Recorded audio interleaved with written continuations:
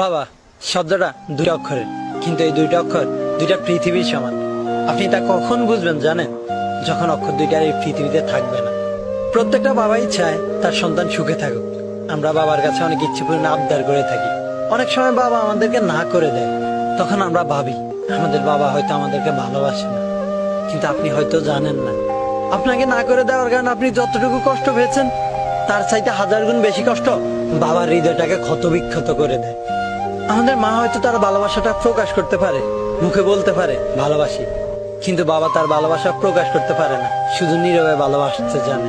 জীবনের চলার পথে আমরাও বাবাকে অনেক বেশি ভালোবেসে ফেলি। আমরা তা কখন অনুভব করি জানেন? বাবা মারা যাওয়ার পর।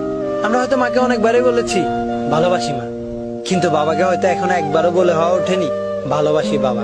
আশেপাশে খোঁজ নিয়ে দেখেন, যাদের বাবা মারা গেছে তারা এখন 1000টা ইচ্ছে করলেও বলতে পারে না ভালোবাসি বাবা।